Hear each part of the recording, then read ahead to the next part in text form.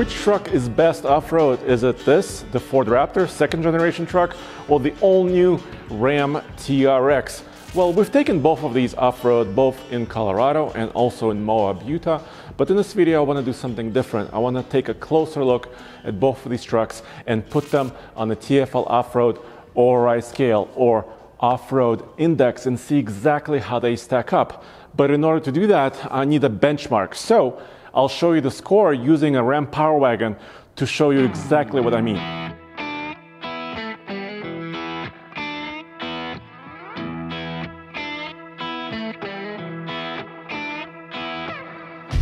These are the elements that comprise the ORI score.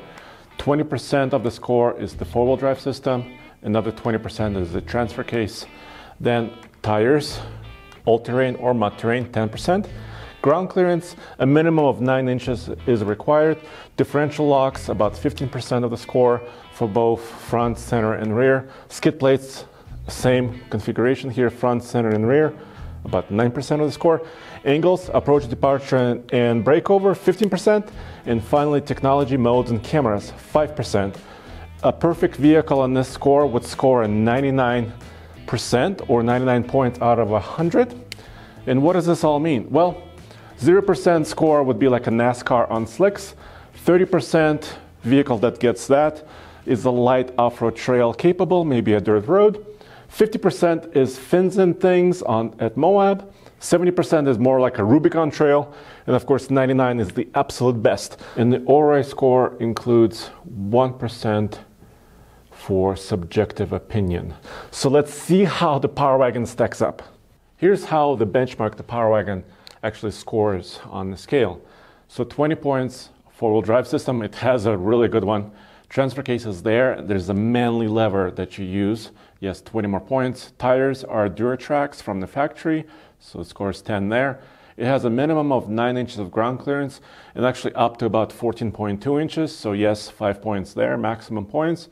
Differential locks, yes, it has 3 of them, so it gets maximum points here as well. And the center differential lock is really the transfer case as well.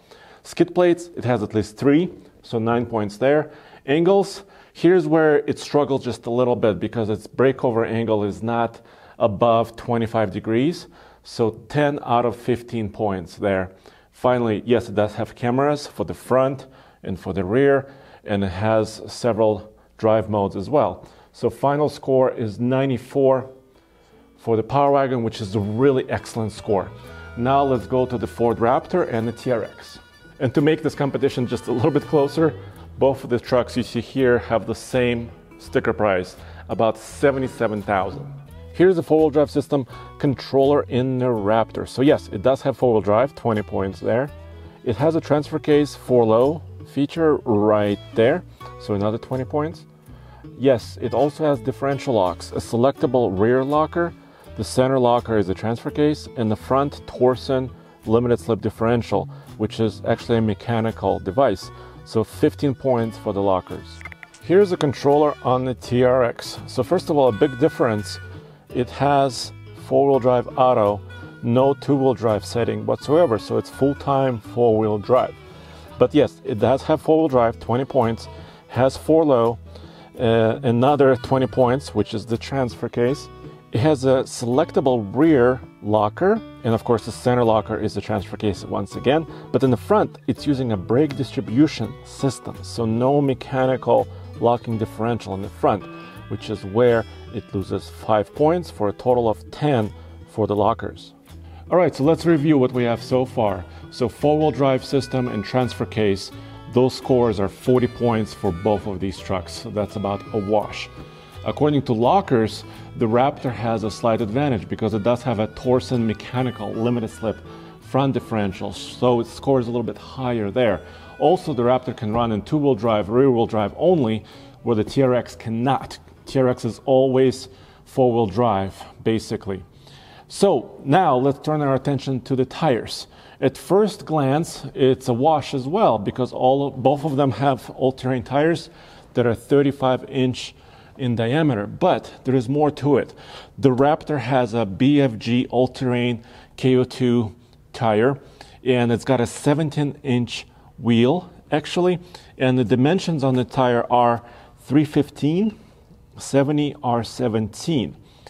And also it is M&S mud and snow rated with a snowflake rating. So it's a really good tire actually, according to all of our testing, in a variety of different conditions. But then the TRX tire is actually a whole different animal. First of all, the wheel itself is larger. This is an 18, not a 17. This is a Goodyear Wrangler territory all-terrain tire from the factory, once again, but the size is quite different. It's a 325 65 R18, which means it's actually a little bit wider tire than the Raptor. Also, this tire right here is designed for higher top speeds, about 118 miles per hour. And of course, the Ford Raptor's top speed is around 106 miles per hour from the factory, but because they're both all-terrains, on our score, it's a wash as well. So as you can see right now, these trucks are only 5 points apart, very, very close. Now let's talk about ground clearance. And of course, it relates to the suspension on these trucks. The Ford Raptor has, according to Ford, 11.5 inches of ground clearance. And of course, it's a wide body truck that's 6 inches wider than the regular F-150 and has a very clever Fox active suspension. The TRX is also a wide body truck with lots of wheel travel.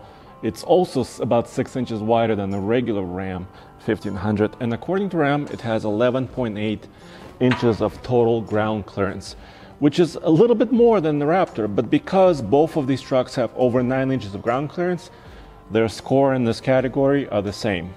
Let's take a look at the approach, breakover, and departure angles on both of these trucks. And it's very, very close. And this is a really tough category on our ORI scale because we require a minimum of 25 degrees of approach, breakover, and departure. Both of these trucks score 5 points because of 30.2 degrees of approach angle. So both of them have quite good approach angles, as you can see here. But of course, these are very long wheelbase trucks. They're crew cab trucks, so they struggle with the breakover and departure angles. In the back, of course, they have the spare tire, the hitch, and the exhaust pipes that take away some of that angle as well. So they score, both of these trucks score 5 points on our scale because they do not meet the 25-degree requirement on the breakover angle or the departure angles. Having both of these trucks right here in our garage is actually a cool opportunity to see them side by side on level ground. And you can see here how much bigger and taller the Ram TRX mirror actually is. And of course, right here in the rear, you can kind of see why the TRX has slightly better breakover and departure angles because it's sitting a lot taller in the back.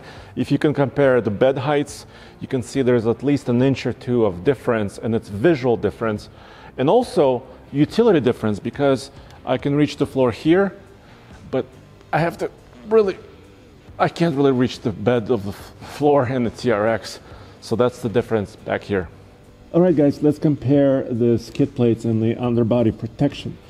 Right now, I'm underneath the Raptor, and you can see a very giant aluminum front skid plate.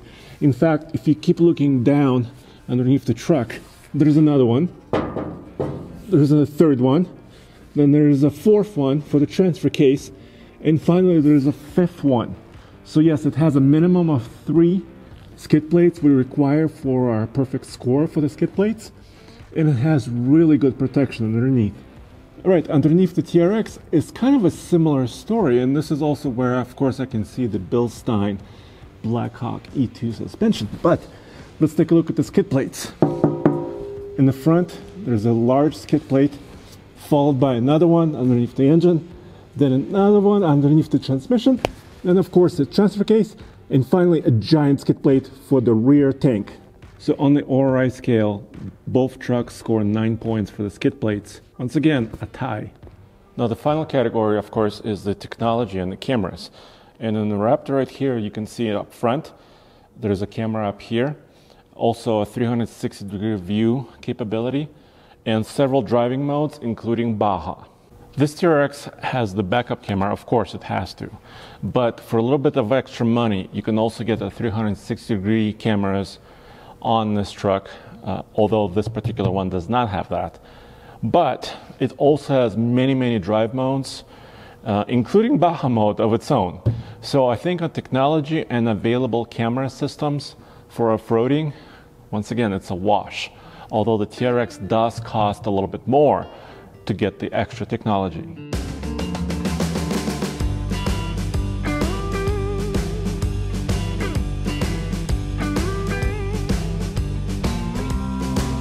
So in the end, the Raptor scores 89 points out of 100. So still a very excellent score. And yes, because of the lack of the front locking differential on the TRX, I mean mechanical system, it loses 5 points there for a total of 84 points. And the ORI score includes 1% for subjective opinion. So guys, as you can see, the TRX is a true competitor, of course, to the Raptor. Their scores and their components on the off-road scale are so close. But of course, because of the lack of that front locker or limited slip, the TRX scored 84 versus 89 points on our scale. But if I can use my one subjective point between these two trucks, I'll have to give it to the TRX. And it has nothing to do with the powertrain. It just has to do with slightly better clearances and slightly better wheel travel that the TRX offers. So there you have it. And as always, go back to tfloffroad.com for all the latest news, views, and independent and honest reviews.